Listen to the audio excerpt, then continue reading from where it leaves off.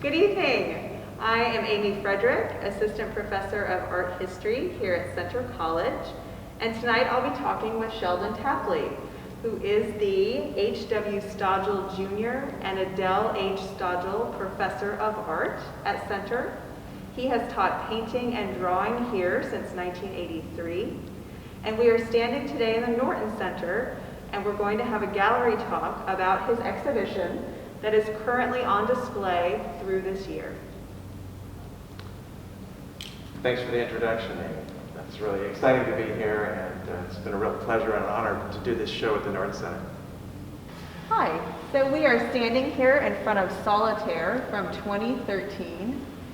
And so Sheldon, I think I want to start with, tell us what is in this painting. I love thinking about the objects that are in this painting. So tell us about what's in it and how do they come together? Well, figure of a young woman. She's in this kind of languid, I think slightly frustrated looking pose. She's at a table with a house of cards that she's been assembling. She's not playing fair. She's using tape to hold the house of cards together. There's some other miscellaneous items around. The blue cloth hanging over the table, the gourd, there's a carpenter's clamp on the floor, and some of the cards have been scattered down there. And they're being trodden upon by the black cat. Behind her on the wall is an art poster. It shows a very famous painting by an American painter, Frederick Church, showing an Ecuadorian volcano, Cotopaxi, exploding. And how did this group of objects come together for you? Some of them are objects I have used a fair amount in previous still lives. So I've done a fair amount of work with houses of cards, inspired by Chardin, the great 18th century French painter, still lives and portraits. Gourds also have been in my studio. The blue cloth is a piece of silk that I picked up traveling in India in 2005 on a Center College trip, actually. The cat is memorialized here. His name is Inky. He's no longer with us. This is a posthumous portrait of him. And carpenter's clamps are just part of the tools I have in my studio for building stretchers and doing some of the work that is the backup for making paintings. The poster I don't actually own. Instead, I took an image from the museum website and figured out how to blow it up and how to skew it in perspective so that it would seem to be on the wall.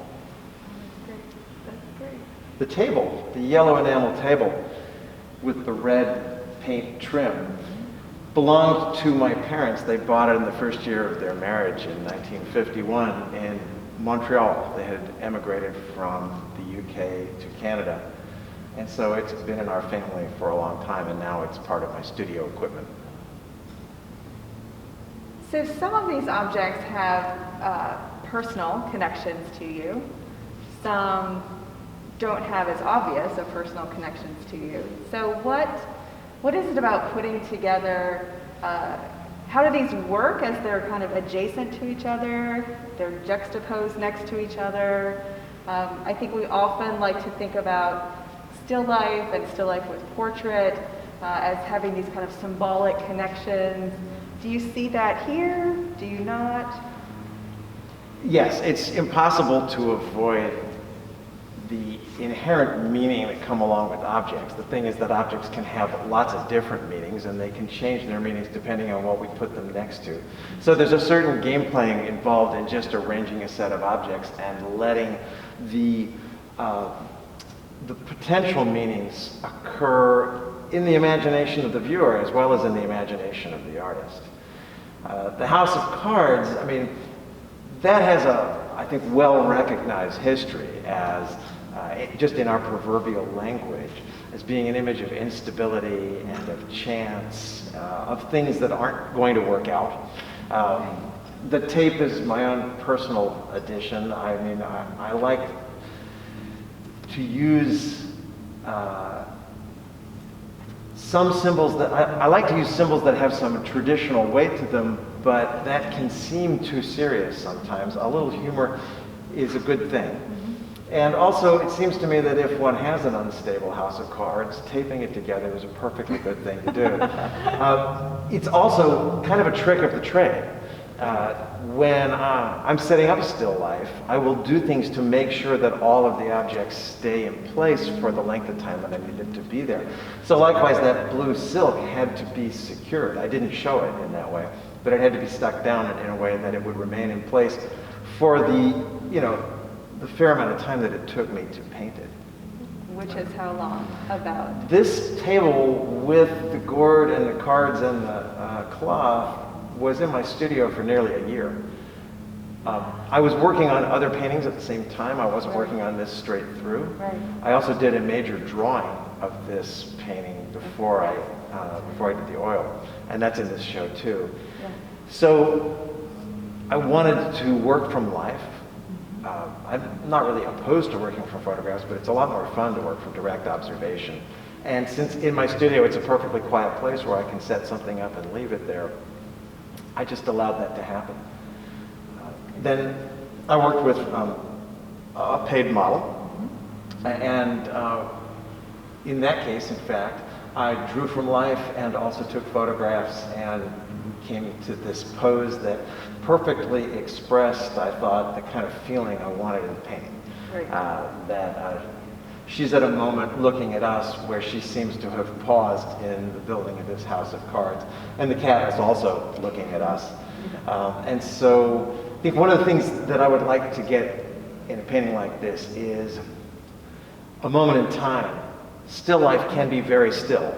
Right. And the volcano exploding, the potential collapse of a house of cards, the momentary glance of either the young woman or the cat does something to bring the viewer into it. Absolutely, and I think it also implies emotion, right?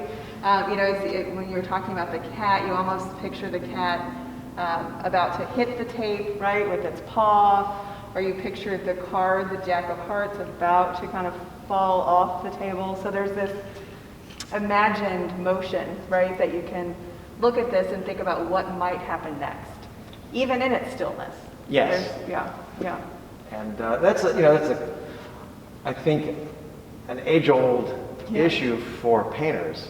We're so used now to moving image, to cinema and video, and the idea that we can tell a narrative from frame to frame. But a painter has one frame, one image most of the time, and has to pack in kind of the before and the after, the anticipation. Absolutely. So let's move on to another still life to keep going with this conversation. Hi, so now we are in front of Harvest Table from 1999. And Sheldon, this is a pastel on paper. So maybe talk about working with pastel as a medium a little bit. Well, it was my favorite medium for many years. I was taught that by my undergraduate professor, Bobby McKibben, who's an expert pastelist, and I really love pastel chalk. So this is soft pastel chalk. It's completely dry. There's no oily medium, no waxy medium in it. And one of the wonderful things about pastel chalk is that it's absolutely permanent as a pigment. So that we have pastels in museum collections that are hundreds of years old that haven't faded, whereas oil paintings can darken, watercolors can fade. So pastel has the virtue of being very permanent. But it's delicate physically, so you have to protect it under a sheet of glass, as this is.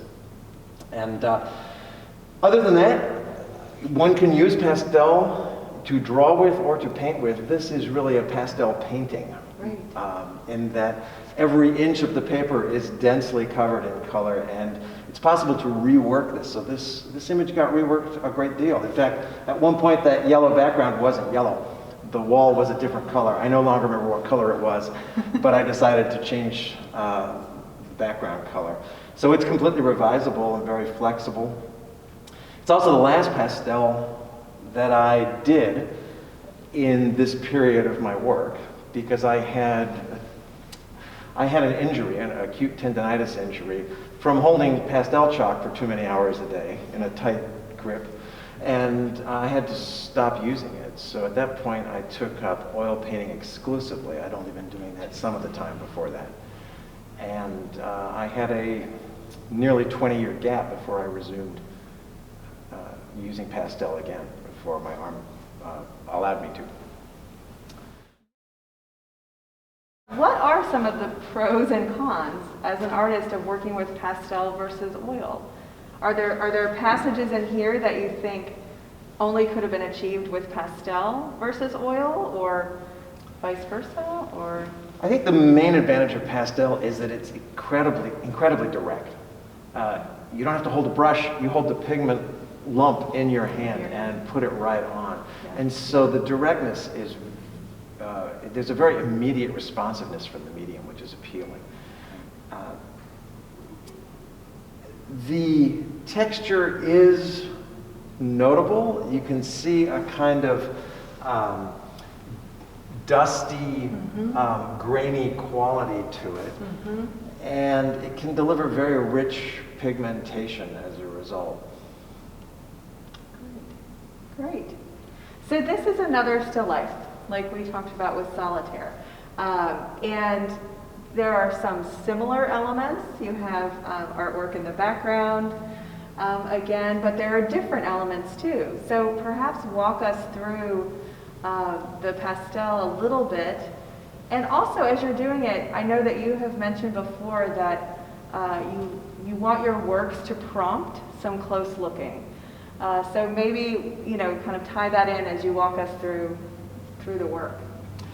Well, yeah, as you can see, it's densely packed with things, and part of that is just the joy I take in drawing things and looking around the world and collecting things to draw and bringing them together. And of course, I was also very influenced by looking at still lives that are early in the Western tradition, like the Dutch and Flemish still lives in the Northern Baroque period in the 1600s. Some of those are very grand, really full of interesting, intricate images, some of them very luxurious things. So here, when I began this, it was late summer, and the flowers in our garden, grown by my wife Anne, who's a wonderful gardener, the flowers were available to me, so I would go through a lot of flowers, making various bouquets and painting them. And so those were available to me, and they're kind of the heart of the image. The fruit and the vegetables, the cucumbers, peaches, and melon, were available at a nearby farm stand. And the bounty of Kentucky farmland in late summer is just really evident. And I knew that that was the heart of the image, is to get that kind of feeling of abundance. Part of the tradition of still life also centers around, though, the fading of that abundance and our own mortality. And so skulls were an early feature of Northern Baroque still life. And here, instead of including an actual skull, there are some art posters on the wall in the back, and one of them is a Paul Cézanne painting. It's just a portion of a painting that he did late in his life, when as an old man he turned to painting skulls in his studio. So I kind of tucked it in there so that it wasn't front and center, but there's a little modern element to the imagery. And then throughout, we have things like the nest with the egg, and its reference to life and the journey of life, the rope with the scissors. I once saw a wonderful Rubens painting of the Three Fates, in which Atropos, the cutter, is snipping the string of life of some poor soul. And after that, I got very interested in the motif of string and scissors. In the drawer below, it's just a sort of dark, mysterious spot. There's a couple of large light bulbs, which in fact are just part of the normal tools in my studio, because I'll use floodlights, just as I use other tools that show up in my still lives. And so they're in the drawer, and they're also, since they're glassy, they're reflecting the windows in my studio. You can just see that pattern down there. That's wonderful. The bricks came from the art building where we both work, from downstairs in the glass and ceramics area where they use these refractory bricks to build furnaces. And I've always been attracted to them. And again, by putting them like this, they create this dark hollow, which is right at the center of this. So it is kind of a mysterious space that one looks into. Against that, there's also the sensuousness of the nude figures, citing some of my favorite painters, Rubens chiefly amongst them. So. Yes, yes. And that is part of what's up in my studio in any case. I have usually reproductions of paintings I like to look at. Right, right. And so do you, as the artist, do you see that there is, or do you feel that there is a right way to have your eye bounce through the work, or do you leave that up to the viewer to figure out their own pathway through? Yeah, there wouldn't be one right way, because I would hope that a viewer would come back and look at it many times. And thus the path through the painting could change each time they do that, or they might focus more on one area in one session of looking than they do on another. I'd hope that by long looking, there would be a process of discovery so that the viewer would have the chance to look again at something that perhaps she had forgotten about in a previous round of looking at the image, that the image could over many years provide a lot of rewarding experience just from the complexity. So it's always a little different to see it. Absolutely. Okay, so we are in front of Flowers in a Bohemian Vase from 2000. And this is a floral still life in oil. And we have just talked about the medium of pastel. And so what was the difference between these two, painting a similar vase, similar flowers, but two different media? Well, oil on panel, as this is, allows a very refined, smooth application of paint. So it's possible to go for a level of detail that is a little bit more difficult to get with the soft, grainy chalk of pastel. And also this was the first major oil painting I did after stopping my use of pastel due to injury and moving into working exclusively in oil. Right. And this work was purchased by a group of friends at the college and donated to the Norton Center, so it's now in the Norton Center permanent collection.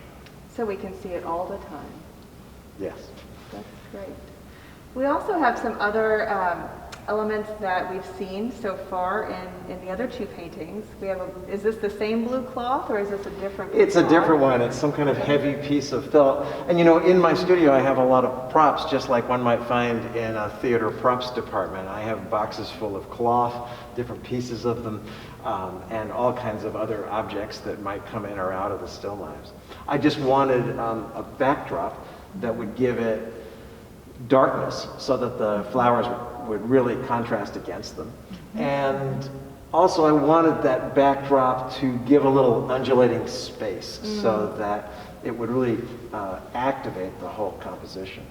Absolutely. And the brick, you have a brick again? Yeah, another brick from my friends downstairs in ceramics and glass. Whenever they cast off the ones they don't need anymore, I would make little piles of them and keep them. And you know, the brick itself is it's a heavy, rough object. It's fun to paint, that texture and this kind of glazed, molten layer of, I guess it's ceramic glaze that has come onto the brick. But it contrasts also against the delicacy and the impermanence of the flowers. Right, right. So we've talked about these still lifes and how much the painter, the artist, can control what object is where, and it can stay there. And even here you talked about the background and wanting a very specific background. You've cropped the top part, so the top flower is kind of cropped off on the panel. And so I want to continue that part of the conversation, kind of the organizing with one of your more intimate studies of an object from a still life. Okay. So Sheldon, one of the things I love most about this exhibition is that we can see your larger works, and then we also can see sort of together with the larger works these smaller studies or smaller paintings or pastels. And when we think about the still life paintings as these kind of large paintings that arrange various objects, we then can see you taking one of those objects and really making it the subject of its own work. And so tell us the story of how you started to paint gourds in particular, and then how you came to paint these two gourds together with this background. Well, I came to have a lot of gourds in my studio because I was always looking for interesting material, and especially natural objects. They have the advantage of being natural objects that don't decay, unlike, say, fresh fruit or fresh flowers. I ended up getting a lot of them because I was at the farmer's market in Lexington near the end of the market day, and I stopped and saw these interesting dried gourds that this farmer had for sale. It was a whole pickup bed full of them. And I said, I'd like to get a couple of those. And he said, you can have all of them. So he clearly was done with, selling gourds. Serendipitous. Yes. Right? So I ended up taking my van full of gourds back to the studio, and I had a museum quality collection of dried gourds. And, then I started looking at them and using them, and they're very sculptural forms. And they have a wonderful texture. And they're very much like the human figure. I mean, they have a head and a neck and a body. And then things, when they do have stems, the stems themselves have a lot of movement. So I just became really interested in drawing them. They're a rich subject, and they were also a distinctive subject. I guess I didn't know anyone else who was really painting them. This pastel I did upon resuming work in pastels more than 16 years after I had stopped using them and whatnot. So this is a pastel on a sandpaper. It's a white paper that is coated with archival surface that has sand in it. So it's actually rather difficult to work on because it wears down one's fingertips. Right. But it holds the chalk very, very densely. Okay. And it gives this really rich pigmentation by putting all that black pigment into the background. But that's not where you started with the background, is that correct? It's correct. Okay. It was not always this very dark background. My studio has a kind of a mid-value green painted wall in it, and the gourds were on a table, and I was including the color of the studio wall. And as I worked, I was unhappy with the composition, wasn't quite sure what it was I wanted to change.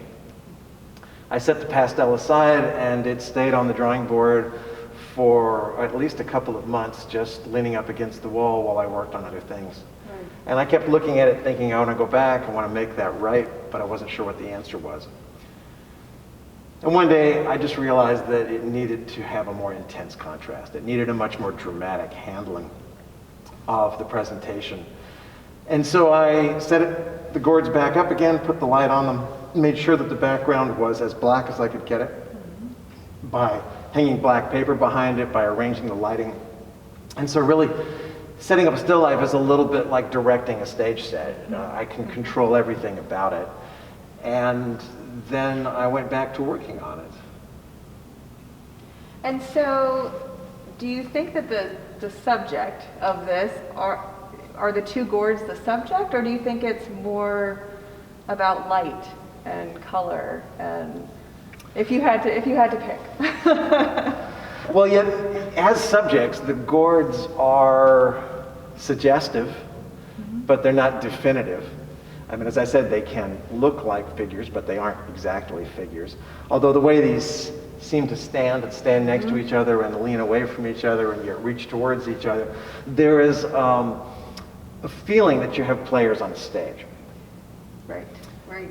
The subject certainly can also be understood, though, as light and pattern. These patterns are very abstract in themselves. They're also extraordinarily complex. So when I start looking at the surfaces that are caused by nature or by mold and aging on the surfaces of these gourds, I'm aware that it's just a wonderful color variety, and it's a wonderful painting experience to try and imitate that complexity. And so I find there's a certain visual fascination. It's almost like looking at photographs of the surface of Mars or the moon. And the caked on white mold gives it a sort of snow-capped quality. So what I like about the gourds is that in themselves, they don't necessarily mean any one thing, but they allow the viewer to make all kinds of associations. There's an element of humor. There's a kind of a high-low contrast in that at one moment they can seem like just humble vegetable objects, and another moment they can seem to suggest something grander, more complex. Absolutely. I think this is one of my favorite works in the entire exhibition. Oh, thank you. Well, yeah. Thank you. And that's one of my favorites too. And I put it on the cover of the book that is the catalog for this exhibition. Yep. So. Yes. Hi. So we are now standing in front of 4 works that are painted on site, landscapes that are painted on site, both in your garden, Sheldon, and then in other local sites. So the question I have about moving from still life to landscape, you talked a lot about the construction of the image of the still life in your studio, and thinking about the gourds and the lighting, and that you have a lot of control over that when it's something happening in the studio. Tell us how that is different from painting on site, from painting outdoors, and trying to capture landscape.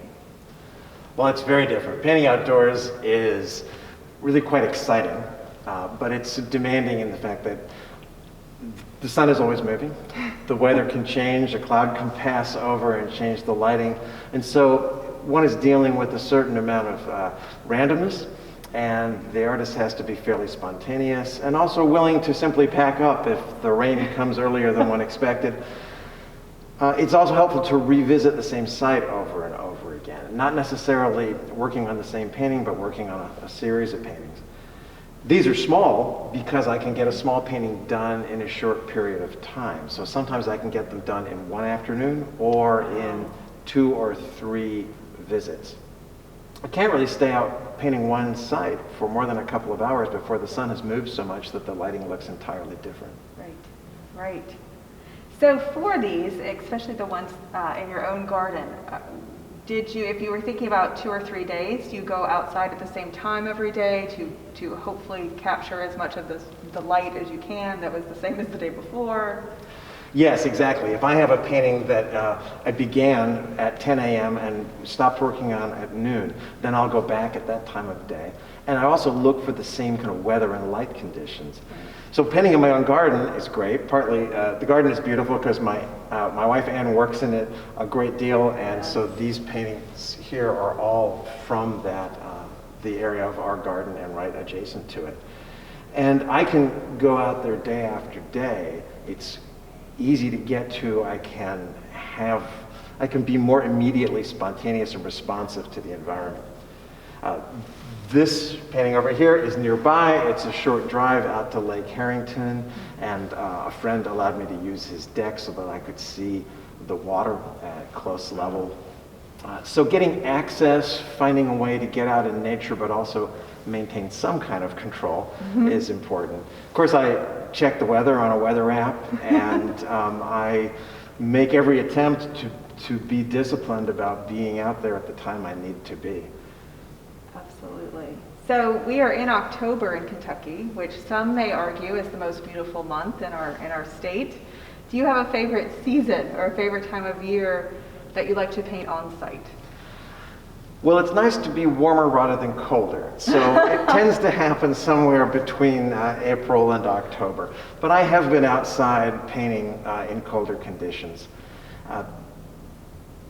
In the middle of the winter, I'm usually teaching a great deal, and so I have less time to get outside. Outdoor painting introduces some other demands. One has to drive to the site, one has to find the site, and so to do a 2-hour painting can actually be more of a 4-hour task. Right. Just getting out there, setting up, doing the painting, going home again.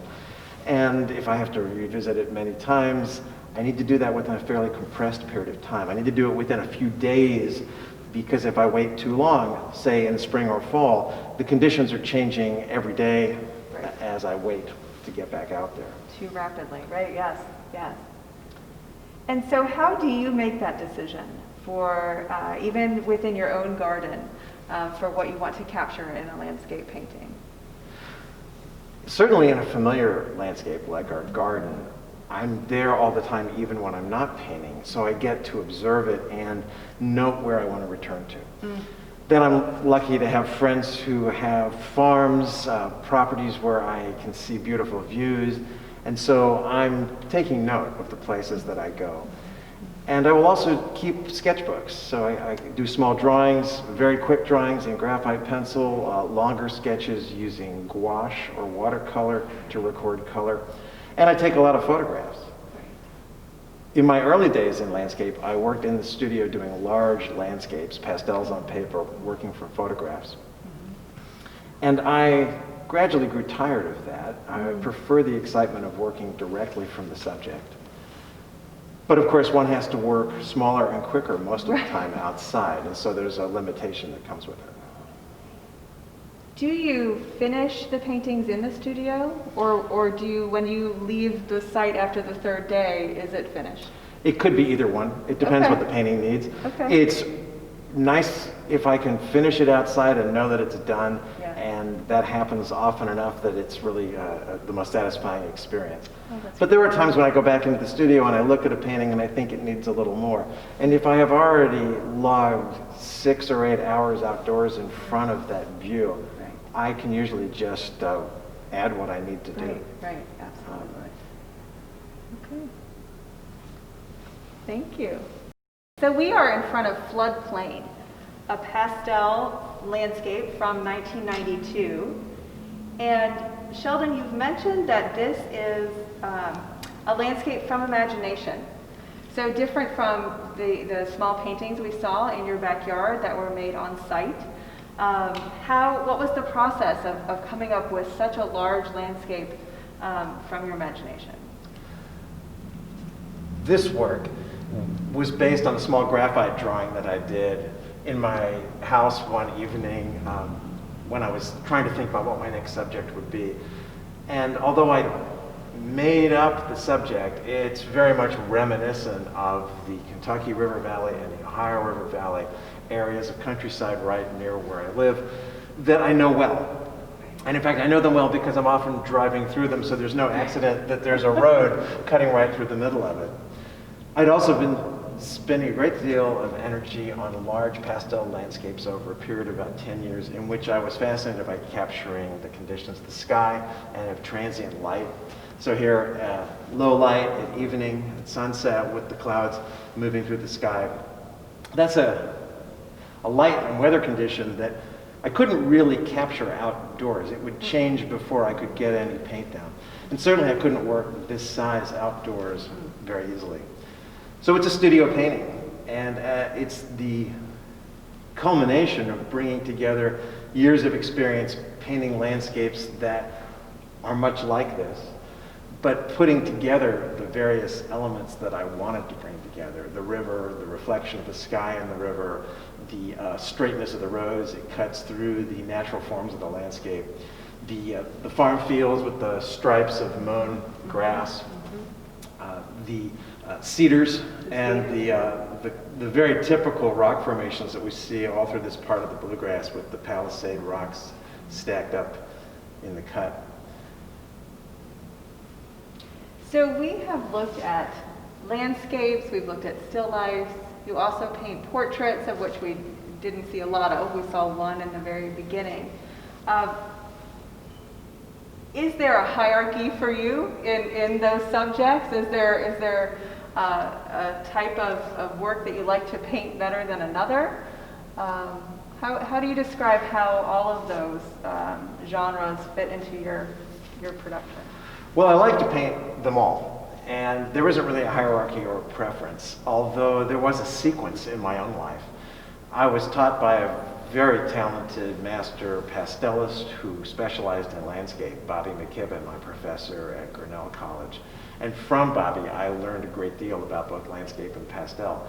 So that was really the early part of my career, at least 10 years of exhibiting large landscapes done in pastel chalk. But at the same time, I had always painted in oil, and I was interested always in drawing the figure, painting the figure. And so I moved slowly through a sequence of other themes. I switched from painting large landscapes to working from still life in the early 90s because I wanted to work directly from observation, not from photographs, because I wanted to work by natural light, because I wanted to try capturing something of the experience of my predecessors in painting from 200 or 300 years ago. What would happen if I didn't have the advantage of turning on an electric light? What if I had to stop painting whenever the sunlight stopped coming in the window? Right. And so that gave me a basis and a way of work that led to the growth of the still lives. At the same time, I was always teaching figure drawing and painting. And so that came to be more of a focus after about 2000. Okay, okay. And now I'd say it's my primary interest to be a kind of a comprehensive painter. I'd like to be able to move between the subjects, to combine the subjects, to not just be in one genre particularly. Great. Thank you so much for this conversation, Sheldon. This was wonderful. Thank you. Thank you. Sheldon Tapley, painter and draftsman, is on view at the Norton Center for the Arts at Center College every day, Monday through Friday, from 9 to 4 through the end of the year. Please visit the Norton Center website for more details. Thank you.